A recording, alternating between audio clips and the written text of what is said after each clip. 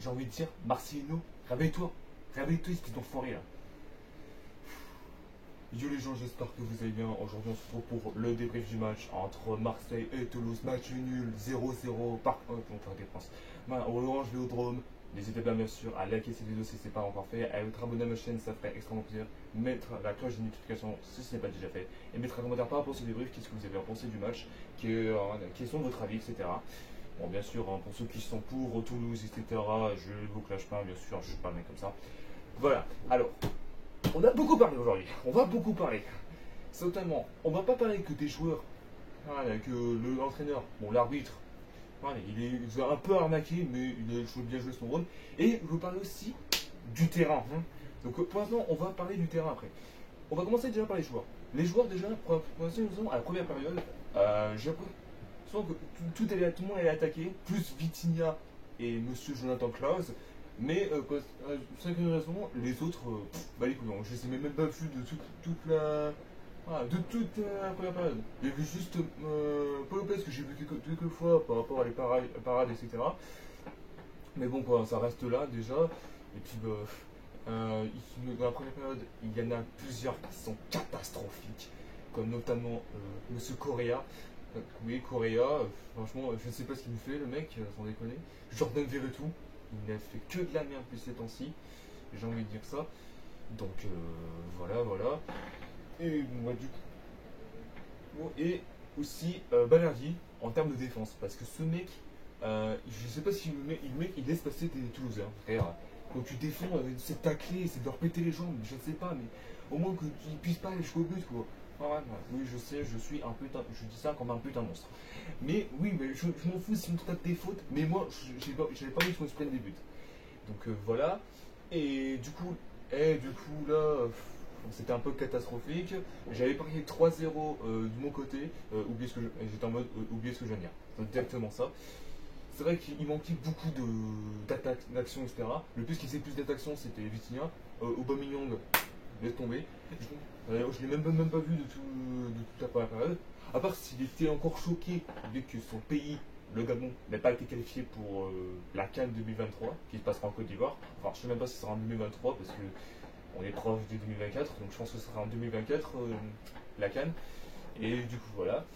Et voilà. Deuxième période. Alors, à la deuxième période, j'ai l'impression que Toulouse a fait un peu de démarche, a fait un peu plus d'action que nous.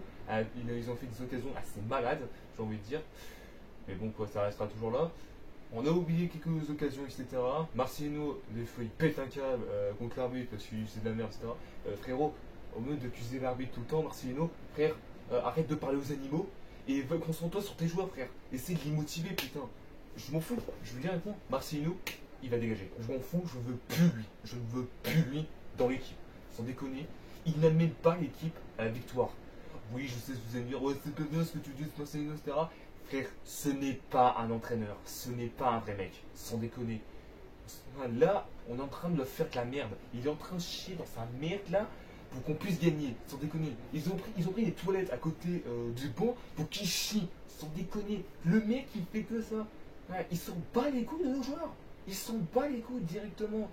Putain. Après, maintenant, il y a eu. Après, à la rentrée de Monsieur NDI et Monsieur Harit, il y a eu beaucoup plus d'occasions sur ces deux personnes. Voilà quoi. Après, j'ai eu une grosse panique par rapport à l'occasion de Toulouse. C'est particulièrement. Bon, il était hors jeu, mais s'il était pas hors jeu, vraiment double barre transversale, non, même pas. C'était un poteau par transversale. Franchement, c'était même pas une occasion comme ça. Frère, si l'heure et demie, on était plus mal, hein, j'ai envie de dire. Sans déconner. Mais heureusement que particulièrement Toulouse sont un peu en dessous parce que sinon là on allait perdre directement le match. Hein. C'est un peu la honte de l'histoire, j'ai envie de dire ça. Oui, je sais, c'est choqué si c'est ça, mais Toulouse, ils sont pas très bons en ce moment. Bon, même s'ils sont 12e après le nul, mais après quoi, ça reste là, on a toujours été des gagnants contre eux. Bon, après, on a toujours fait des matchs serrés depuis la dernière fois, c'était 3-2. Avant ça, c'était 6-1. Donc là, je sais pas ce qui s'est passé dans la tête des Marseillais. Donc voilà. Alors, je vais parler Alors, vous avez bien vu dans le début de la vidéo que je n'ai pas que parlé que les joueurs et l'entraîneur, j'allais parler aussi du terrain. Pourquoi?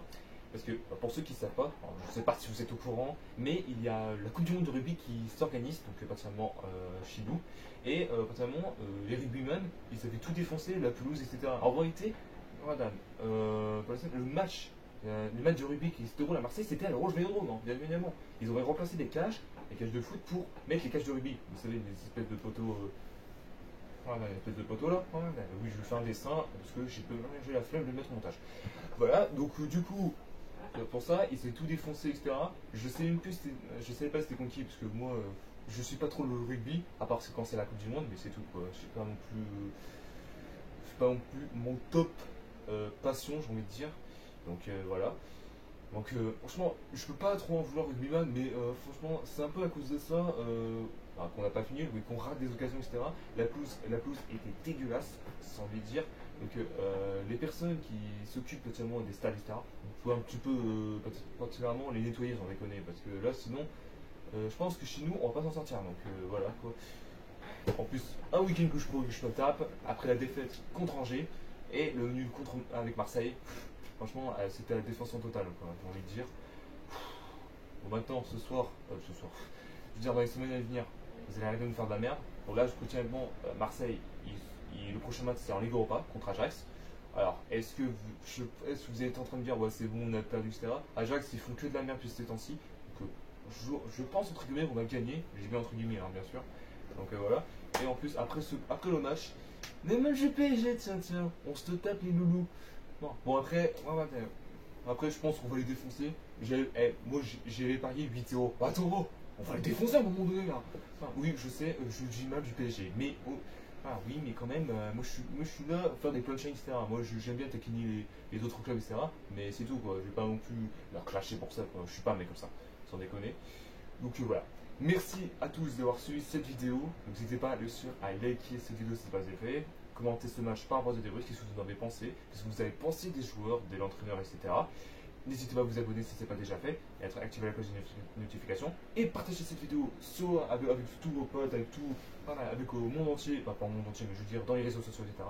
Et on se retrouve très bientôt pour une nouvelle vidéo. Peace.